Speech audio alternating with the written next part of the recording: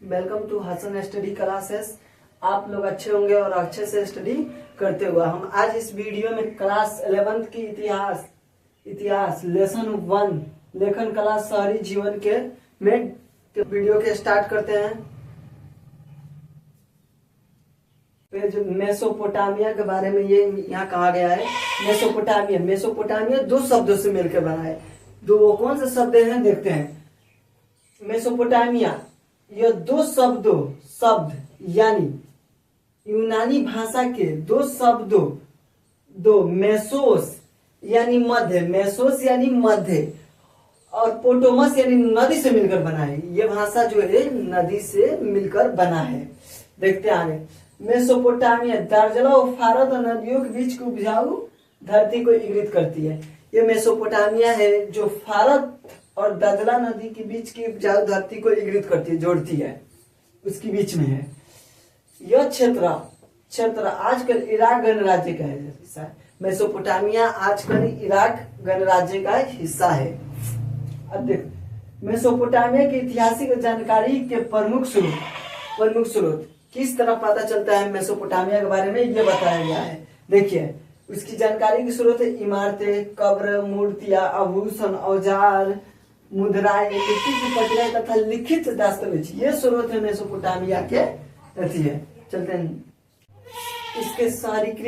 इसके शहरीकृत दक्षिणी भाग को सुमेर और अकद कहा जाता था। मेसोपोटामिया में शहरीकृत भाग दक्षिणी भाग को सुमेर और अकद कहा जाता था। बाद में इस भाग को बेबीलोनिया कहा जाने लगा। इसके उत्तरी भाग को असीरियाइयों के कब्जा होने के बाद इसे असीरिया कहा जाने लगा। इसके उत्तरी भाग जो था असीरियाइयों के कब्जा होने के बाद इसे असीरिया कहा जाने लगा। सुमेर, अकद, अरमाइक इसकी प्रमुख भाषाएं थी। इसकी प्रमुख मेसोपोटामिया की प्रमुख भाषाएं कौन कौन थी? सुमेरियन, अकदी, अरमाइक इसकी प्रमुख भाषाएं थी। इस समयता में नगरों का निर्माण 3000 ईसा पूर्व प्रारंभ हो गया था। मेसोपोटामिया में 3000 ईसा पूर्व प्रारंभ नगरों का निर्माण हुआ था। उरुक, उर और मारी इसके प्रसिद्ध नगर थे। कौन कौन थे? उरुक, उर और मारी इसके प्रसिद्ध नगर थे। जो उरुक, उर और मारी इसके प्रसिद्ध नगर थे। मेसोपोटामिया में 3000 ईसा पूर्व में मेसोपोटामिया में यह खाद्य संसाधन तो समृद्ध थे। मतलब जो मेसोपोटामिया में खाद्य संसाधन समृद्ध थे, परंतु खनिज संसाधनों का अभाव था। यहाँ खनिज संसाधनों का अभाव था। जिन्हें तुर्की, ईरान अर्थात खाड़ी प्रदेशों से मंगाया जाता था। जहाँ खाड़ी हो वहां से मंगाया जाता था। ईरान और तुर्की से ज्यादा मंगाया जाता था। मेसोपोटामिया में जो पहली पट्टिकाई पाई गई वो लगभग 3200 ईसा पूर्व की थी। जो मेसोपोटामिया में पहली पट्टिकाई पाई गई वो कितना 3200 ईसा पूर्व की है। इन पर किलाकार और लिपि द्वारा लिखा जाता है। जो इमारत पाई गई थी वो 3200 ईसा पूर्व की थी और उस पर किस तरह लिखा गया था देख लीजिए, किलाकार लिपि द्वारा लिखा गया था। मेसोपोटामिया में बहुत कम लोग पढ़े लिखे थे। चीनों की संख्या काफी पर्चीदा तथा बहुत अधिक थी। मेसोपोटामिया में बहुत कम लोग पढ़े लिखे थे। किलाकार क्यूनिफार्मा हम पढ़े थे कि किलाकार भाषा है। किलाकार क्यूनिफार्मा यह लातिनी शब्द है। कौन सा शब्द? लातिनी शब्द, जिसका अर्थ होता है खुट्टी और फार्मा। इसका अर्थ क्या होता है? खुट्टी और फार्मा। और जिसका अर्थ आकार से बना हो मतलब खुट्टी और फार्मा। यह लातिनी शब्द है जिसका अर्थ खुट्टी और फार्मा और जिसका अर्थ आकार से बना है, किसी भी आकार से बना है। 1400 ईसा पूर्व धीरे धीरे अरमाइक भाषा का प्रवेश हुआ। वहाँ 1400 ईसा पूर्व से धीरे धीरे अरमाइक भाषा का प्रवेश हुआ। यह भाषा हिब्रू भाषा से मिलती जुलती थी।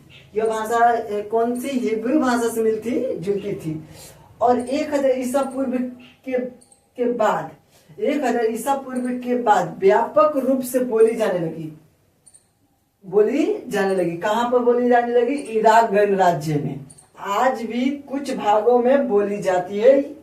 और मेसोपोटामिया में 5000 ईसा पूर्व दक्षिणी मेसोपोटामिया में बस्तियों का विकास होने लगा था। दक्षिणी मेसोपोटामिया में 5000 ईसा पूर्व में बस्तियों का विकास होने लगा था जिसमें कुछ शहरों में परिवर्तित हो गए, कुछ शहरों में बदल गए। यहाँ उर नगर नियोजन का अभाव था। गलियां टेढ़ी मेढ़ी एवं सरकी थी। यहाँ गलियां कैसी थी? टेढ़ी मेढ़ी और सरकी थी। एकल परिवार को आदर्श माना जाता था जिसमें पति पत्नी और उनके बच्चे शामिल थे। वहाँ एकल परिवार को आदर्श माना जाता था जिसमें उनके पति और पत्नी और उनके बच्चे शामिल होते थे।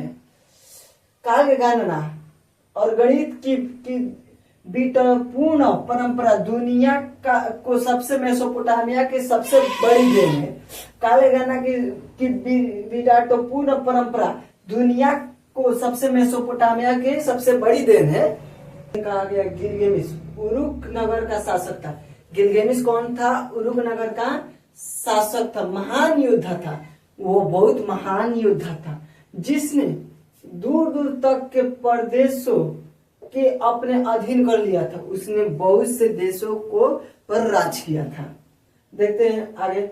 समय के विभाजन सिकंदर के उत्तराधिकारी द्वारा रोम तथा इस्लाम की दुनिया में तथा में मध्ययुगीन यूरोप में पहुंच और वहां से समय का विभाजन सिकंदर के उत्तराधिकारी वहां से रोम और इस्लाम की दुनिया में प्रचार हुआ और मध्य यूरोप में पहुंच हुआ। अब देखते हैं शहरों में माल की आवाजाही किस तरह हुआ। देखिए दक्षिण के अधिकांश भागों में औजार मुहारे मुद्राएं और आभूषण बनाने के लिए पत्थरों की कमी थी। जो शहर में दक्षिण के अधिकांश भागों में औजार मुहरे और मुद्राएं और आभूषण बनाने के लिए पत्थरों की कमी थी। और इराकी खजूर और पोपलर के पेड़ों की लकड़ी गाड़ियों के पहिए या नावें बनाने के लिए कोई खास अच्छी नहीं थी। और औजार पत्र या गहने बनाने के लिए कोई धातु उपलब्ध नहीं थी। वहाँ इराकी खजूर के टहनी होती है, उससे गाड़ियां बनाई गई थी और उनकी पहियों, बाकी ये खास कर अच्छी नहीं थी क्योंकि ये ज्यादा दिन तक चलती नहीं थी। और औजार पत्र गहने बनाने के लिए कोई धातु उपलब्ध नहीं थी। वहां कोई गहना बनाने के लिए कोई धातु उपलब्ध नहीं थी। और इसलिए हमारे विचार से प्राचीन काल के मेसोपोटामिया लोग संभवतः लकड़ी, तांबा, रंगा, चांदी, सोना, सिप्पी और विभिन्न प्रकार के पत्थरों को तुर्की, ईरान अर्थात खाड़ी पार के देशों से मंगाते थे। इसलिए जब हमारे विचार में प्राचीन काल के लिए मेसोपोटामिया के लोग संभवत लकड़ी, तांबा, रंगा, चांदी, सोने, सिप्पी और विभिन्न प्रकार के पत्थरों को तुर्की और ईरान अर्थात खाड़ी पार देशों से मंगाते थे। खाड़ी पार, जहाँ खाड़ी होती थी जो देश में जाता, वहां से ये चीजें मंगाते थे, जिसके लिए वो अपना कपड़ा, कृषि और अन्य उत्पाद काफी मात्रा में उन्हें निर्यात करते थे। और वे काफी मात्रा में कपड़ा, कृषि उत्पाद उन्हें निर्यात देते थे। अब देखते हैं लेखन कला का विकास। यह जान लेते हैं, चैप्टर में आया है, आप बुक रीडिंग करेंगे तो इसमें सब पता चल जाएगा, आप सब अच्छे से समझ में आ जाएगा। लेखन कला का विकास देखते हैं। सभी समाजों के पास अपनी एक भाषा होती है। सभी समाजों के पास अपनी एक भाषा होती थी जिससे उच्चारित ध्वनियां अपना अर्थ प्रकट करती है। वो अपना ध्वनियां अर्थ प्रकट करती है। इसे हम मौलिक या शब्दाब्दिक अभिव्यक्ति कहते हैं। मेसोपोटामिया में ये लकड़ी, तांबा, रंगा, चांदी, सोना, शिल्पी ये कौन से देशों से मंगाते थे? तुर्की, ईरान और खाड़ी प्रदेशों से मंगाते थे। और लेखन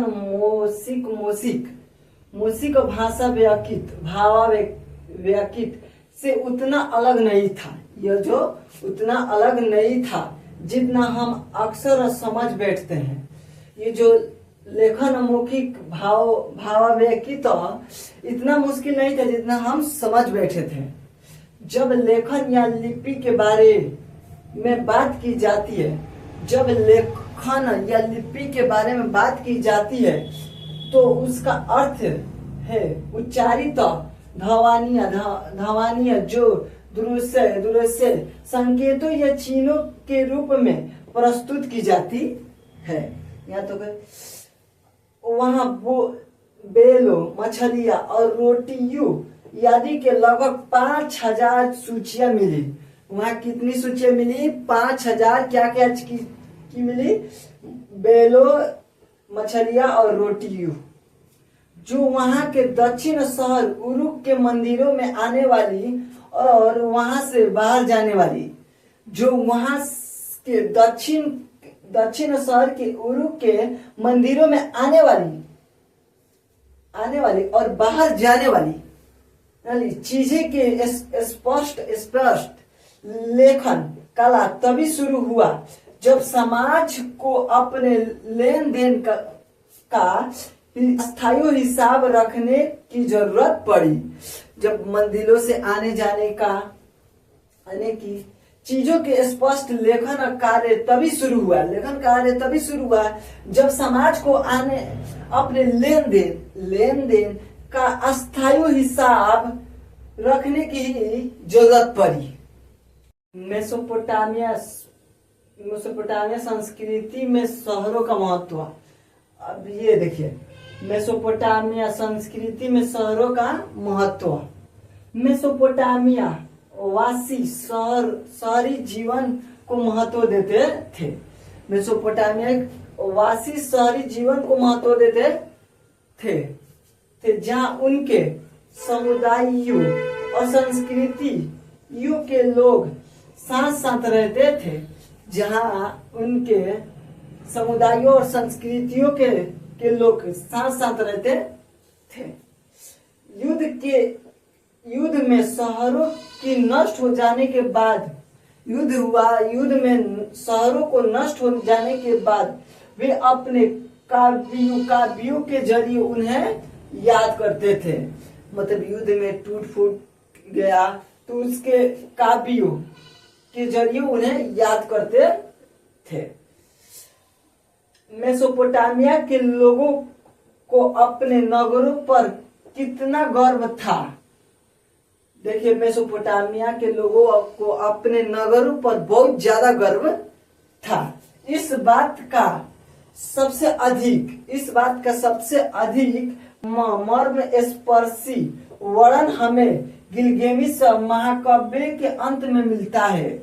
ये जो है आपका अंत में मिलता है महाकाव्य में। आज हम इस वीडियो में इतना सीखा। लेखन कला, ये हमारा चैप्टर था लेखन कला शहरी जीवन। लेसन 1 था, इसको हमने खत्म कर लिया है। अब अगले वीडियो में इसकी क्वेश्चन आंसर आपको मिल जाएंगे। जो आप नए होंगे इस चैनल पर तो कृपया सब्सक्राइब करें, लाइक और शेयर कमेंट जरूर करें।